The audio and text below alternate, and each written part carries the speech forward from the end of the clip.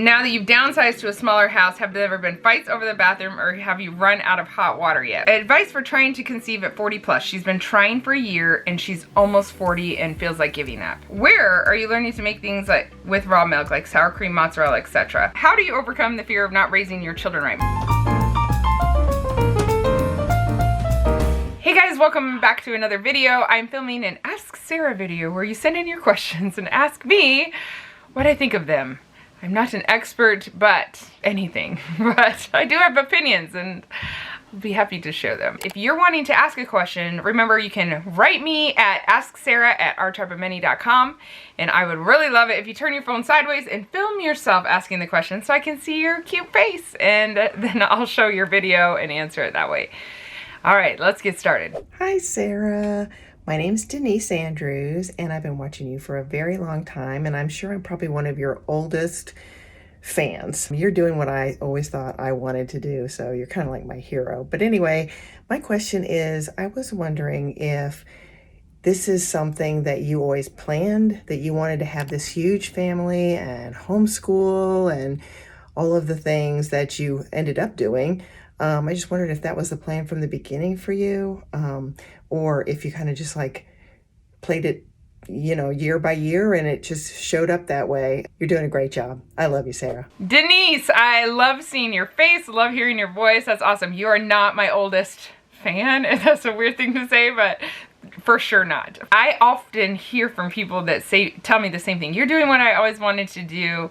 I think it's so cool that so many people actually had the desire to have a big family, whether it worked out for them that way or not. It's very cool. I did have the desire to have a large family from when I was young. I have an aunt and uncle that have 10 kids, and I love that they have a huge family because it really helped pave the way. Like in my whole family situation, it made having a massive family seem less crazy. It helped me, because I got to see it worked out a little. They didn't live near us, but we did go visit them here and there, and I would look at their family and think, that looks like so much fun. I had one brother. He's a great brother, but we fought a lot when we were kids. We get along well now. But I always thought it would be so much fun to have a lot more siblings than one. And so I definitely wanted a large family. I always said I wanted 12 kids. When I played as a kid, I always was playing house, like probably till I was 12 years old. I remember being 13, 14, 15, watching my cousins, and when I would babysit them, I would tell them, hey, let's play house, because I loved it so much, and I always had like all the dolls, and we were arranging rooms. I mean, I got away with it playing like that older because I was babysitting, right? So I was playing with them and they loved it. But I always wanted a whole house full of children. I would look at houses. I remember as a kid looking at houses and thinking, I would love to have a big house, but I don't want a big empty house. I want a big house that's very full. And my parents would tell you I wanted 12 kids or 100 kids, 100 being an orphanage full of kids. That was my goal, one or the other. And so I've talked about several times when Solo and I got married, before we were in premarital counseling, talking about how many kids we wanted to have, and he said maybe 3 or 4, and I looked at him like maybe 4 to 12 because I wanted to marry him, but definitely I'll meet you in the middle there at 4, but let's stretch it all the way to maybe that range. Anyway, the Lord has blessed us and we're so thankful.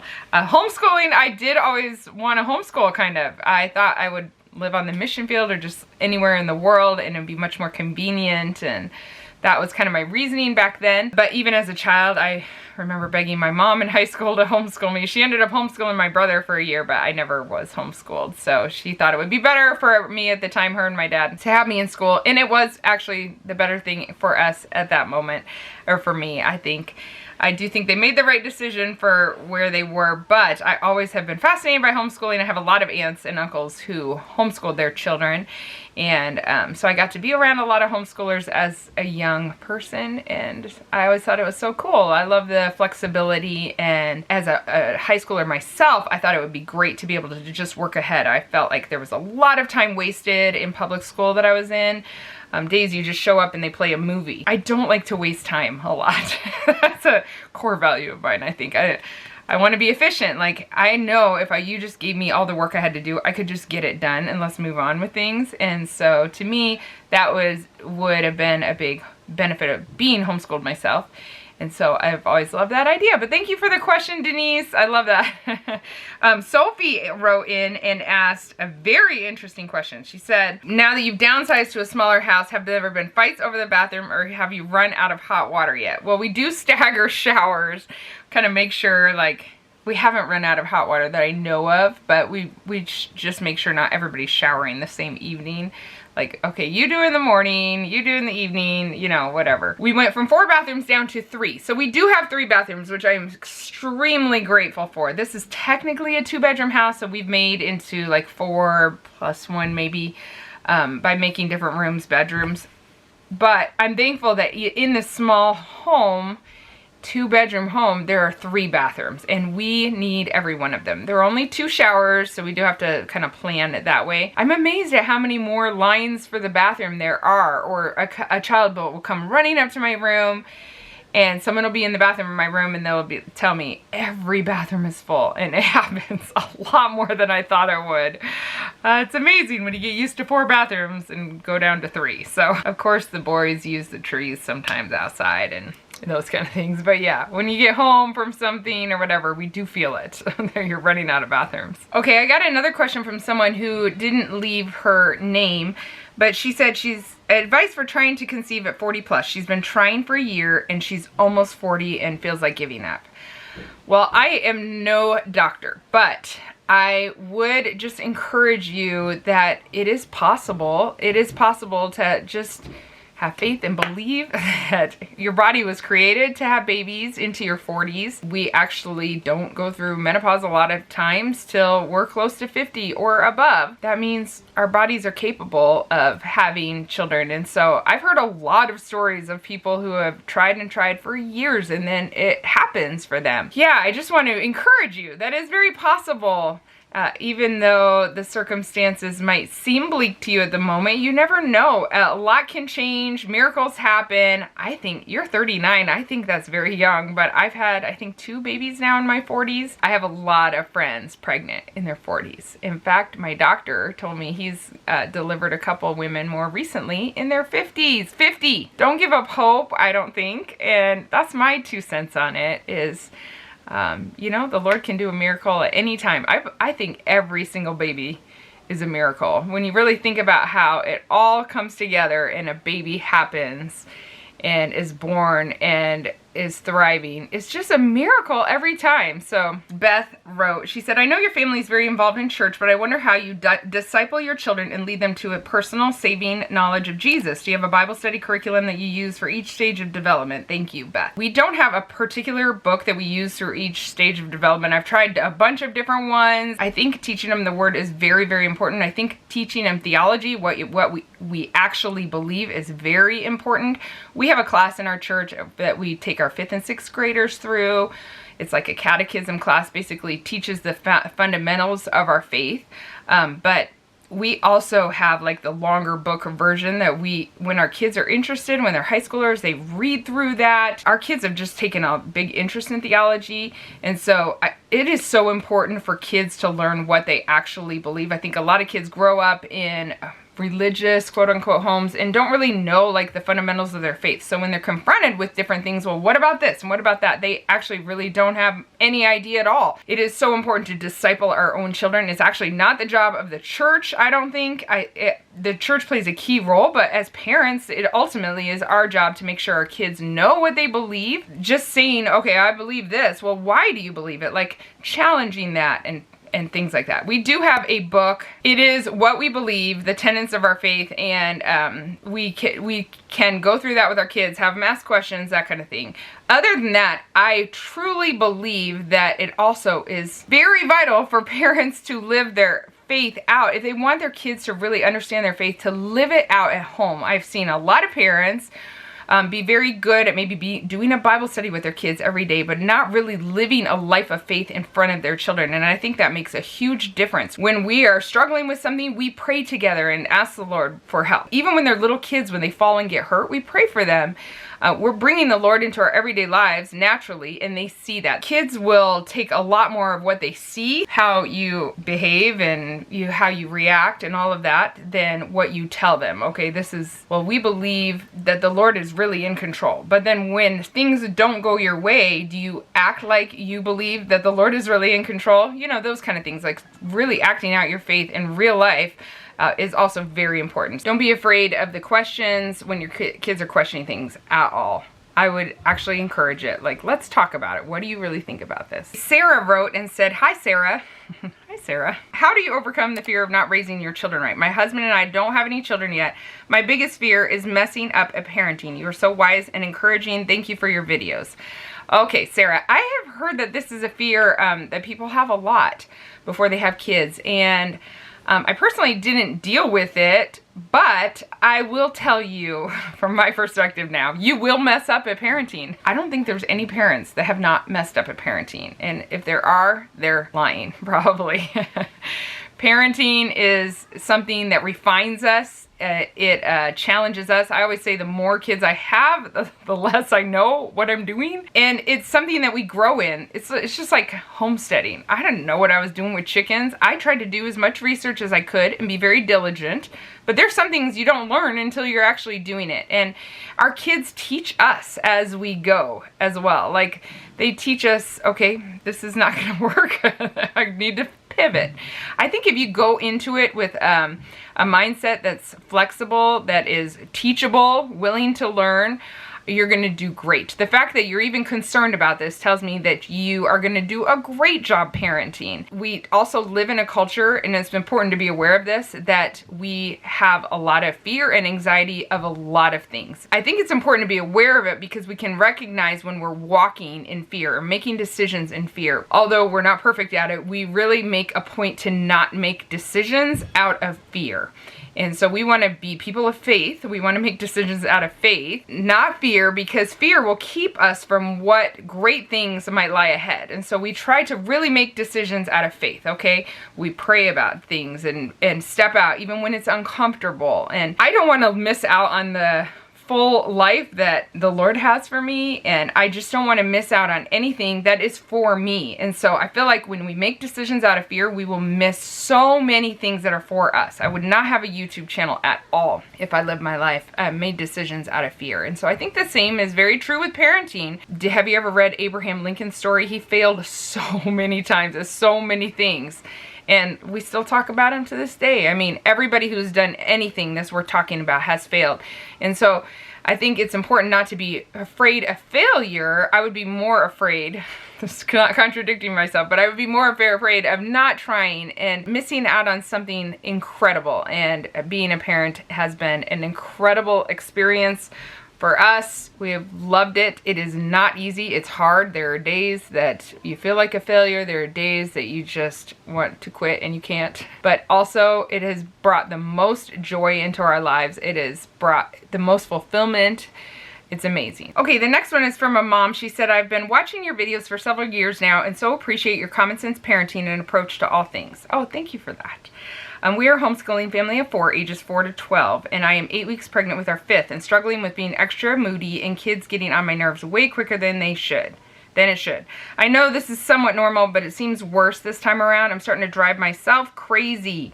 Anyway, curious if you have any pregnancies worse with that and how you've dealt with it and help things be better or have more patience. Wow, 8 weeks pregnant. I know this was written a while ago, and I'm so sorry it took me so long to get to it. But I remember telling my mom, oh, it's so much worse this time around, like many times, and her always saying, you say that every time. Sometimes it's perspective when you're in the middle of it. I think it does get worse every time. My mother and my husband tell me that I say that every time, and it doesn't. So when you're in the middle of it, it can just be so hard. If you're sick, some people struggle more with extreme fatigue. I have a friend who doesn't get sick at all, but she is so tired in her pregnancies, especially that first trimester and third trimester, and like just another level. Very difficult to stay awake. I mean, we all have our different things, and our hormones are so out of whack at that time, like doing their thing, but difficult to deal with, you know? To me, the biggest help has been reminding myself, because I'll lose it, I'll lose my patience with my kids, or just feel like I am the failure. What in the world am I doing? Questioning all life choices, you know, in that pregnancy or early on when I'm very sick. And I think the biggest thing that helps me is just to remember it's a season. The more grace I have with myself, the more patient I tend to be with my kids. If I start feeling out of control, like this is gonna go on forever, which is very easy to feel like that. I mean, even in labor, I can feel like this will never end. You know that feeling when you're in just a very hard situation, it feels like it will never end, even though you know rationally that baby cannot stay in that birth canal forever, you still can think this is never going to end. And that can be the case for me, I know, in first trimester or let's say the whole pregnancy. And when I really just keep reminding myself this is a season, it ends, I become a normal person again, I'm able to have the energy to do this and that I'm currently laying on the couch feeling guilty that I don't have the energy to do. It really does help me be more patient. It helps me respond calmer. I think that feeling of fear that it's not going to end, or this is just the new me, I am just this miserable green person laying on the couch that is not reading the book I know I should be to my child, then I tend to react badly to every little thing. I tend to just not do a good job. When I know that, when I remind myself that this is going to end, I just embrace the moment I'm in more. I think it really does help me mentally to just let that child come up on me and let's just read that book right here, you know, or just give them a hug and let them lay down on me instead of when they're just falling apart, you know, instead of just being like, stop, because everything is overwhelming in my own mind. This is just a horrible situation. It really just does help when your perspective is right.